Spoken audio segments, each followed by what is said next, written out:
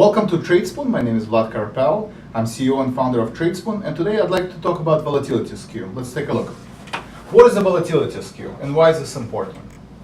Well, first of all, in order to be a successful trader, you gotta study stocks that you trade in, but you also have to study how they behave during earnings cycles. In terms of the volatility. Volatility, again, is the uncertainty in the market. The higher the uncertainty on the market, the more likely the stock will move on daily basis. And before the earnings, implied volatility is elevated. And after the earnings, implied volatility goes down. So the concept of volatility skew, what does it mean? If you look on the chart in front of you, you see that implied volatility for out-of-the-money puts versus out-of-the-money calls. So if the stock is trading at $45.43 that you see on your screen, out-of-the-money puts strikes 33, strike 24, those are out-of-the-money puts. You see that implied volatility is elevated. For January, you see implied volatility is at 87, 80 level. For the same expiration months, implied volatility for out-of-the-money calls is much lower.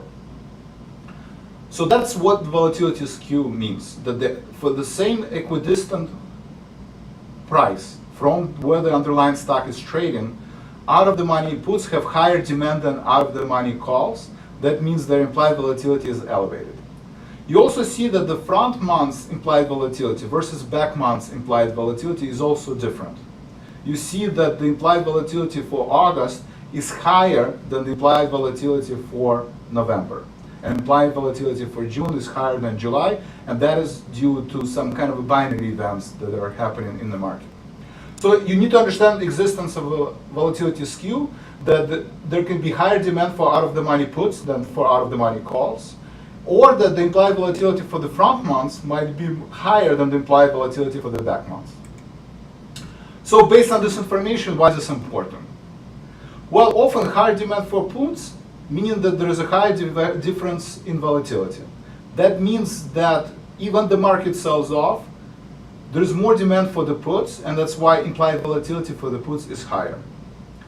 Large horizontal volatility skew between the 2 months allows you to create strategies, market neutral strategies, that you will benefit from time decay, such as calendar spreads. The implied volatility in the front months is outsized to the movement because of the binary events such as earnings.